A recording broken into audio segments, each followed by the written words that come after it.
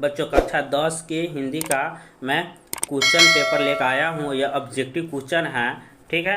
और आप लोग इस क्वेश्चन का अगर जवाब दे देते, चैलेंजिंग के साथ कहता हूँ, आपको तैयारी बहुत ही अच्छी है। और आप लोग अगर ये जवाब नहीं दे पाते हैं तो समझिए आपकी तैयारी जीरो है, समझिए जीरो है, केवल जीरो है। तो आप लोग पूरा लास्ट तक बने रहे, वीडियो के एक एक देखें। यह क्वेश्चन पेपर जो मैंने कराने जा रहा हूँ, ऑब्जेक्टिव 1 से 60 क्वेश्चन है, जिसमें से 1 से 50 क्वेश्चन का आपको आंसर देना है, ठीक है। कहीं ना कहीं यह क्वेश्चन पूछा हुआ है, या 2020 में पूछा हो, या 2022 में पूछा हो, या 2019 में पूछा हो, यानी कहीं नहीं क्वेश्चन पूछा हुआ है। चलिए मैं बिना देरी किए हुए आगे बढ़ता हूँ।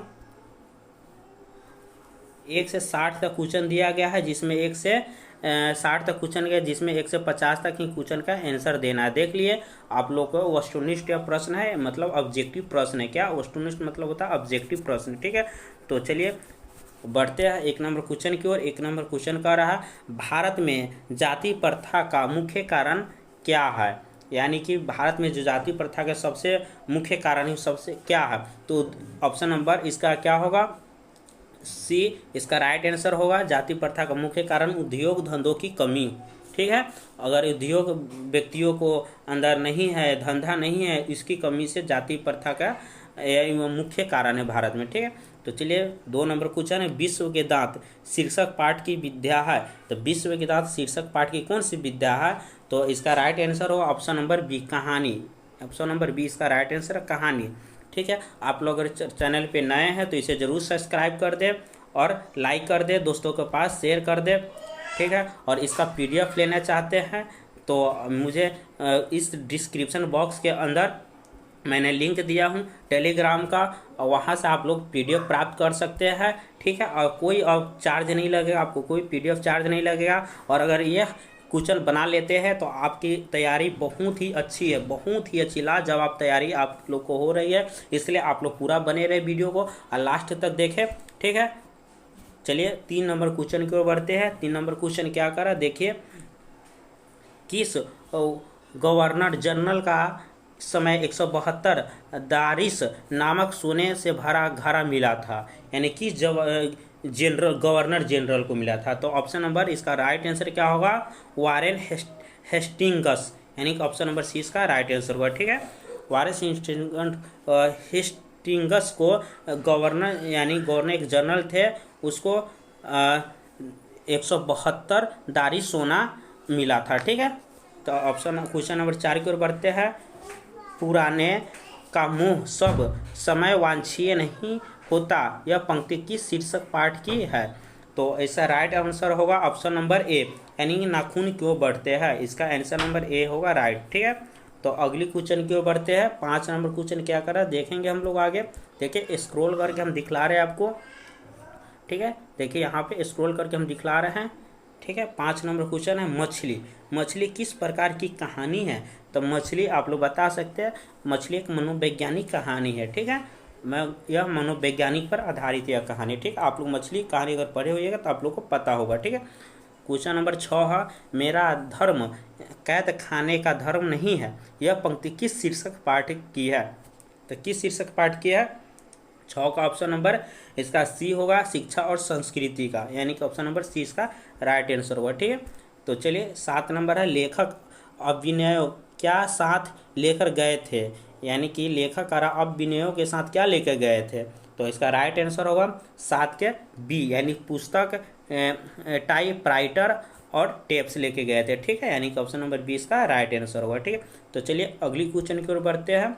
8 नंबर क्वेश्चन है, किसके बिना प्राणी की मुक्ति नहीं मिलती है, यानी किसने बोला था किसके बिना प्राणी का मुक्ति नहीं मिलती है। तो ऑप्शन इसका होगा, किसका इसका राइट आंसर होगा ऑप्शन सी, गुरु ज्ञान के बिना यानी कि प्राणी की मुक्ति नहीं मिलती है, ठीक है।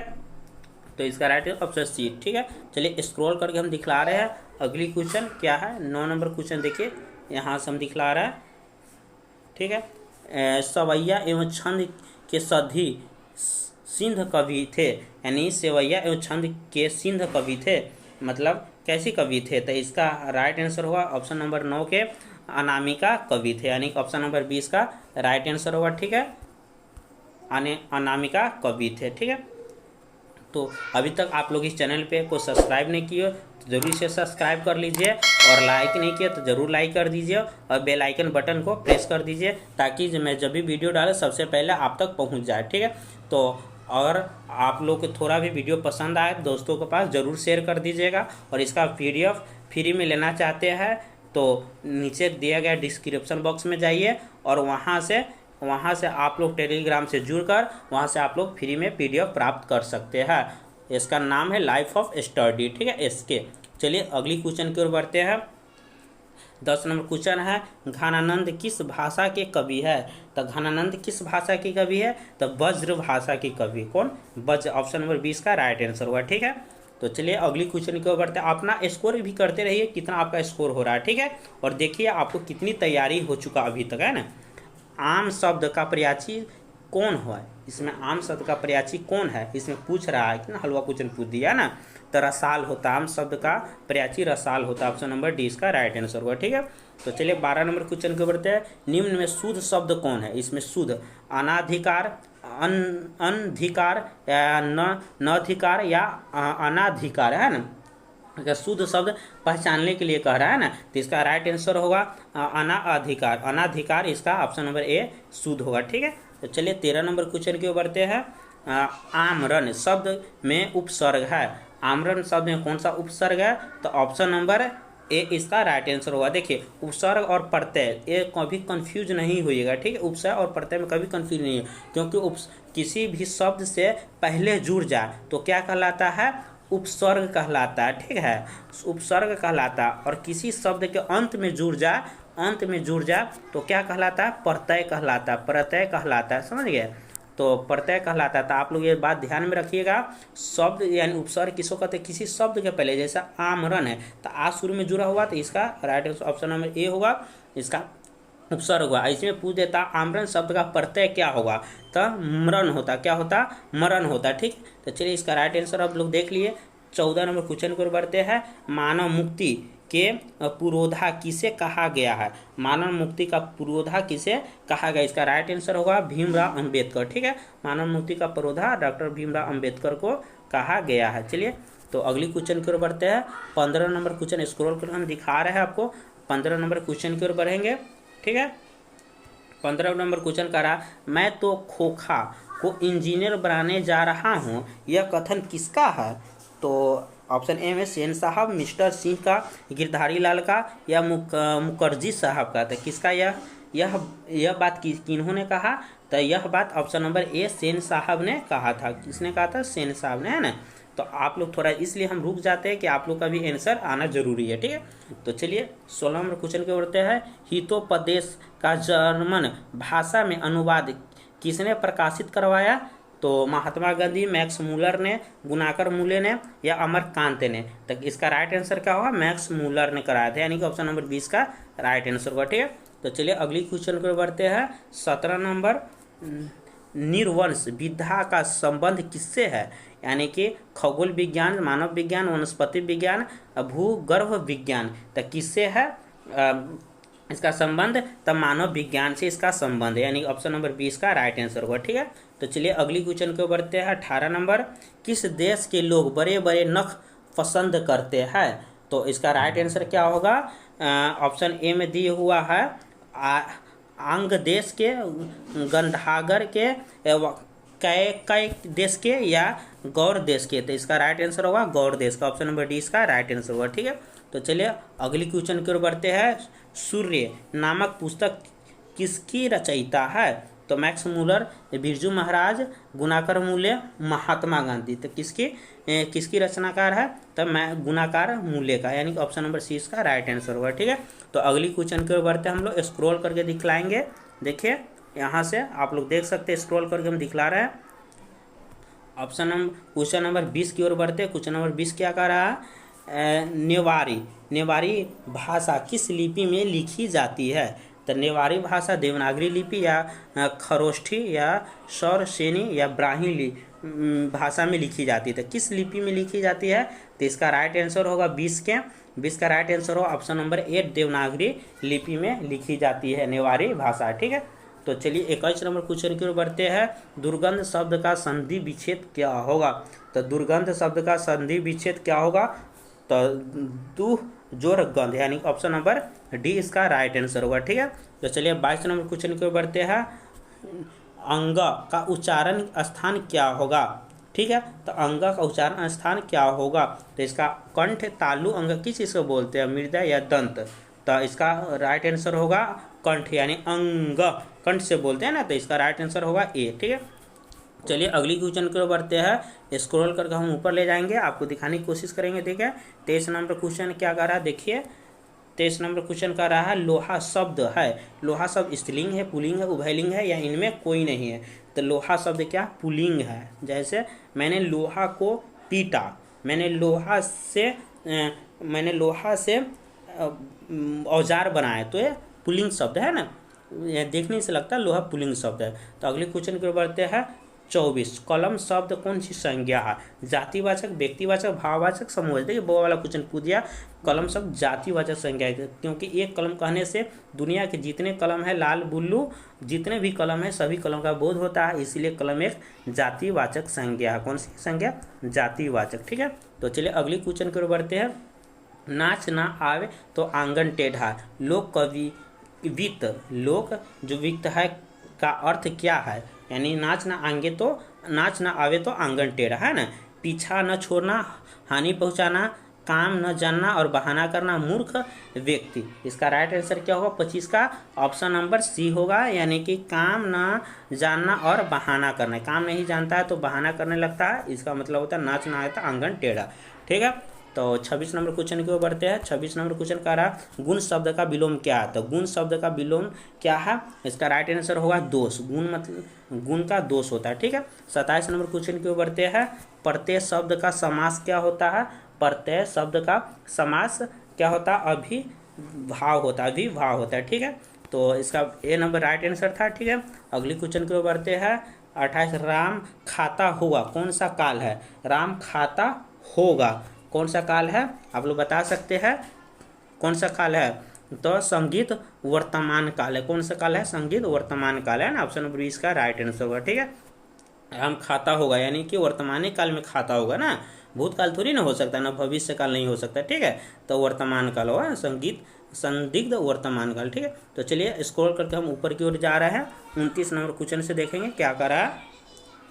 29 नंबर क्वेश्चन कर रहा है सभा शब्द कौन सी संज्ञा? आप लोग जानते हैं सभा कहीं पर लगती तो बहुत सारे आदमी को मिलकर सभा बनती है ना, तो सभा एक समूहवाचक संज्ञा है ना, समूह से सभा बनता है, इसलिए ऑप्शन इसका राइट में ऑप्शन नंबर सी। ठीक है, तो चलिए अगली क्वेश्चन करते हैं। आग शब्द 30 का राइट आंसर क्या होगा? आप लोग बता सकते हैं। 30 का राइट आंसर होगा, यानी कि आग शब्द है तो तद्भव है। आग क्या है? तद्भव शब्द है ना, इसका right answer option number B होगा। ठीक है, तो 31 नंबर क्वेश्चन की ओर बढ़ते। 31 नंबर क्वेश्चन क्या कर रहा है? मगम्मा मिठाई किसके लिए ले जा रही थी? तो किसके लिए ले जा रही थी मगम्मा मिठाई? पोता के लिए ले जा रही थी। किसके लिए? पोता के लिए, ऑप्शन नंबर ए इसका राइट आंसर होगा। ठीक है, 32 नंबर क्वेश्चन की ओर बढ़ते हैं। डरते विश्वास कहानी में किस राज्य के बाढ़ एवं सूखा से प्रभावित दिखाया गया है? नहीं, डरते विश्वास के बारे में बतलाया गया, किस राज्य से बाढ़ और सूखा से प्रभावित हुआ उसके बारे में बतलाया गया है ना। तो 32 का राइट आंसर होगा उड़ीसा के बारे में बतलाया गया है, उस राज्य में किस तरह से बाढ़ और किस तरह से सूखापन आ जाता है ना, ऑप्शन नंबर ए इसका राइट आंसर हो। ठीक है, 33 ने पहले दिन पपाती को क्या था? पहले दिन पपाती क्या था? सर्दी, जुखाम, बुखार, दर्द। ऑप्शन 33 के राइट आंसर होगा बुखार था। क्या था? बुखार, यानी कि option number C right answer होगा। ठीक है, अगली क्वेश्चन को बढ़ते हैं। डरते विश्वास कहानी में स्कूल कहाँ है? तो इसका राइट आंसर होगा ऑप्शन नंबर टीले के नीचे था। ठीक है, टीले के नीचे, ऑप्शन नंबर 20 का राइट आंसर होगा। ठीक है, चलिए 35 नंबर क्वेश्चन को बढ़ते हैं। हम स्क्रॉल करके दिखाएंगे आपको। देखिए यहाँ से आप लोग मिलाते रहिएगा अपना स्कोर कितना हो रहा है। ठीक है, हम तो बताइए रहे लेकिन आप लोग अपना भी मिलाते रहिएगा, है ना। सीता के बेटों ने सीता को कितने रुपए महावारी खर्च देने का निर्णय लिया? कितने? 100 रुपया, 50 रुपया, 60 रुपया और 70 रुपया। तो इसका राइट आंसर क्या होगा?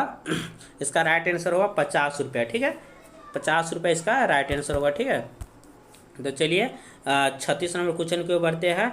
अच्छे लड़के परिश्रमी होते, यानी कि परिश्रमी मतलब मेहनती होते हैं, कौन वाक्य का उदाहरण है? यानी कि 36 का राइट आंसर होगा क्या? मिश्र वाक्य, सरल वाक्य, संयुक्त वाक्य, इनमें कोई नहीं, तो सरल वाक्य इसका राइट आंसर होगा। ठीक है, चलिए अगली क्वेश्चन की ओर बढ़ते। अगला क्वेश्चन क्या कर रहा है? संतु मछली लेकर क्यों भागा? संतु मछली लेकर क्यों भागा? कुएं में डालने के लिए, बेचने के लिए, पकाने के लिए, काटने के लिए। तो संतु मछली लेकर इसलिए भागे क्योंकि उसे कुएं में डालने के लिए भाग रहा था ना, उसको कुआं में डालना था मछली को। ठीक है, तो 38 नंबर क्वेश्चन की ओर बढ़ते हैं। एक वृक्ष की हत्या किस कविता संग्रह से संकलित है?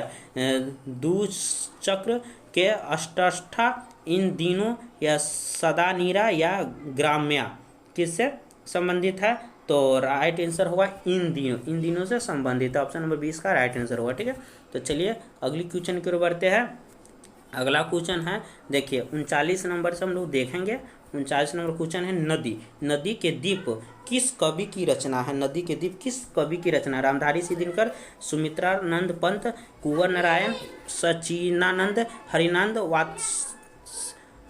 वात्स्यायन, अज्ञाय। ठीक है, तो इसका राइट आंसर क्या होगा? 39 का राइट आंसर होगा, देखिए 39 का राइट आंसर होगा ऑप्शन नंबर डी। ठीक है, ऑप्शन नंबर डी इसका राइट आंसर होगा। ठीक है, तो चलिए अगली क्वेश्चन की ओर बढ़ते हैं।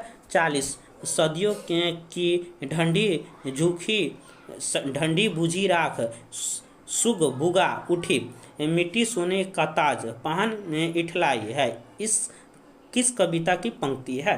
यानी 40 का राइट आंसर क्या होगा? ऑप्शन नंबर डी, जनतंत्र का जन्म, यानी जनतंत्र का जन्म कविता की पंक्ति है। ठीक, ऑप्शन नंबर डी इसका राइट आंसर होगा। ठीक है, 41 नंबर है, जिंदगी और जोग किस लेखक की रचना है? जिंदगी और जोग, भीमराव अम्बेडकर, गुणाकर मूल्य, अशोक वाजपेयी, या अमरकांत। तो इसका राइट आंसर क्या होगा?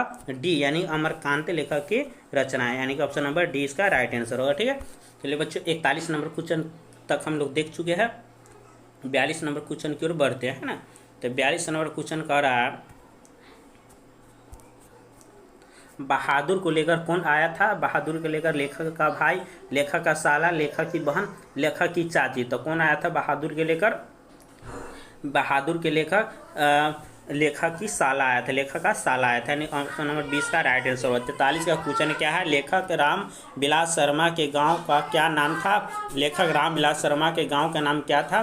तो इसका राइट आंसर होगा बी। ठीक है, उच्च गांव सनी, उच्च गांव सनी, उच्च गांव सनी इसका राइट आंसर होगा ऑप्शन नंबर बी। 44 की ओर बढ़ते हैं। 44 है, पंडित बिरजू महाराज किस घराने के वंशज थे? तो पंडित बिरजू महाराज किस घराने के वंशज थे? तो इसका राइट आंसर होगा, ठीक है, इसका राइट आंसर बी ए होगा, लखनऊ घराने का वंशज थे। ठीक है, यानी कि लखनऊ का आदमी सब बहुत बड़े नवाब रहा करते थे उस समय के समय में। ठीक है, तो चलिए 45 नंबर क्वेश्चन को बढ़ते हैं, स्क्रॉल करके हम दिखाएंगे। चलिए ठीक है, तो 45 नंबर क्वेश्चन की कह रहा है, भौतिकवाद का अर्थ भाग्यवाद नहीं है, किस निबंध की पंक्ति है? किस निबंध की? नागरी लिपि, परंपरा का मूल्यांकन, श्रम विभाजन और जाति प्रथा, नाखून क्यों बढ़ते? इसका राइट आंसर क्या होगा? 45 का परंपरा का मूल्यांकन, यानी कि ऑप्शन नंबर 20 का राइट आंसर होगा। ठीक है, तो चलिए 46 नंबर क्वेश्चन को बढ़ते हैं। बिरजू महाराज का संबंध किससे था? तबला वादन से, संतूर वादन से, या बांसुरी वादन से, या इनमें कोई नहीं? इसका राइट आंसर क्या होगा? इसका right answer option number D, इनमें कोई नहीं था। ठीक है, इनमें कोई नहीं, इसका नंबर किसी से नहीं था, इसका वास्तव था, संबंध था। ठीक है, तो 47 नंबर क्वेश्चन के बढ़ते हैं। निम्न में निश्चय शब्द का विलोम कौन हुआ? निश्चय का विलोम क्या होगा? निश्चय मतलब निश्चय करना, तो उसका विलोम अनिश्चय होगा, यानी ऑप्शन नंबर सी इसका राइट आंसर होगा। ठीक है, तो चलिए 48 नंबर क्वेश्चन की ओर बढ़ते हैं। वास्तविक शब्द का प्रत्यय क्या होगा? हम बतलाए थे वास्तविक, इक है, विक है, क है, या इक है? तो इसका 48 का राइट आंसर क्या होगा? ऑप्शन नंबर डी, इक होगा, वास्तविक इक। तो इक लास्ट में इक आ रहा है ना, तो वास्तविक इक इसका right answer option number D होगा। ठीक है, तो चलिए अगली क्वेश्चन की ओर बढ़ते हैं। 49 नंबर, रुचि शब्द का विशेषण क्या होगा? तो 49 इसका राइट आंसर होगा। ऑप्शन नंबर ए रुचिकार होगा। रुचि शब्द का विशेषण रुचिकार होता है, ठीक है। तो चलिए 50 नंबर क्वेश्चन की ओर बढ़ते हैं। 50 नंबर क्वेश्चन का रहा महाशय शब्द का स्त्रीलिंग रूप क्या है। महाशय शब्द का स्त्रीलिंग रूप महाशया होगा। क्या होगा? महाशया, यानी ऑप्शन नंबर 20 का राइट आंसर होगा, ठीक है। 51 नंबर क्वेश्चन की ओर बढ़ते हैं। 51 नंबर क्वेश्चन से हम लोग देखेंगे, स्क्रॉल कर ऊपर ले जा रहे हैं, ठीक है। यहाँ पर देखिए 51 नंबर क्वेश्चन का रहा भानुमति का पिटारा मुहावरे का अर्थ है। भानुमति का पिटारा मुहावरे का अर्थ क्या है ना। एक में है भानुमति की अटैची, अनावश्यक वस्तुओं का भंडार, भानुमति की संपत्ति या भानुमति की गुल्लक। इसका राइट आंसर क्या होगा? ऑप्शन नंबर बी होगा, अनावश्यक वस्तुओं का भंडार, ठीक है। इसका राइट आंसर होगा ऑप्शन नंबर बी, ठीक है। तो चलिए अगली क्वेश्चन की ओर बढ़ते हैं। अज्ञान शब्द कौन सा समास है? ज्ञान शब्द कौन सा समास है? ज्ञान शब्द यानी कि ऑप्शन नंबर सी इसका राइट होगा, नग समास है, ठीक है। Option number C right answer होगा, ठीक है। चलिए 53 नंबर क्वेश्चन, निम्न में कौन सा भाववाचक संज्ञा? तो बुढ़ापा, पहाड़, नदी, राम। देखिए भाववाचक मतलब जिसे न छुआ जाए न देखा जाए, केवल महसूस किया जाए। तो बुढ़ापा को हम नहीं छू सकते हैं न देख सकते हैं, केवल महसूस कर सकते हैं ना, तो उसे से भाववाचक संज्ञा कहते हैं। ऑप्शन नंबर ए इसका राइट आंसर होगा, ठीक है। तो चलिए अगली क्वेश्चन की ओर बढ़ते हैं। 54 बहादुर शिक्षक कहानी का निर्मला कौन थी? 54 के राइट आंसर क्या होगा? लेखक की बहन, लेखक की पत्नी, लेखक की रिश्तेदार, लेखक की माँ, लेखक की माँ, ठीक है। तो इसका राइट आंसर होगा लेखक की पत्नी, ठीक है। यानी कि ऑप्शन नंबर 20 का राइट आंसर होगा, है ना। अगली क्वेश्चन की ओर बढ़ते हैं। 55 नंबर क्वेश्चन क्या कर रहा है? 55 असादीवार किस कवि की रचना है? रसखान है, एक में है रसखान, दो में कुंवर नारायण, सी में रामधारी सी दिनकर और डी में है गुरु नानक। इसका राइट आंसर क्या होगा? इसका राइट आंसर होगा, ठीक है, 55 के राइट आंसर गुरु नानक होगा। ऑप्शन नंबर डी इसका राइट आंसर होगा, ठीक है। चलिए अगली क्वेश्चन की ओर बढ़ते हैं। अगला क्वेश्चन का रहा 56 के किनसे जन्म दिवस को अहिंसा दिवस के रूप में मनाया जाता है? महात्मा गांधी, डॉक्टर राजेंद्र प्रसाद, जवाहरलाल नेहरू, बाल गंगाधर तिलक। तो किनसे है? तो ऑप्शन नंबर 56 के राइट आंसर होगा क्या? ऑप्शन ए, यानी कि महात्मा गांधी अहिंसा के रूप में मनाने वाले व्यक्ति ऑप्शन नंबर ए हुआ, यानी कि महात्मा गांधी थे, ठीक है। तो चलिए अगली क्वेश्चन की ओर बढ़ते हैं। 57 नंबर क्वेश्चन की ओर देखते हैं हम लोग। 57 नंबर क्वेश्चन क्या कर रहा है? गुरु नानक पंजाबी के अलावा और किस भाषा में कविताएं लिखे? तो किस भाषा में लिखे थे? उड़िया, हिंदी, मराठी, बंगाली। तो इसका राइट आंसर क्या होगा? यानी कि हिंदी में लिखे थे, ठीक है। तो चलिए अगला क्वेश्चन की ओर बढ़ते थे। संप्रदाय मुक्त कृष्ण भक्त कवि कौन थे?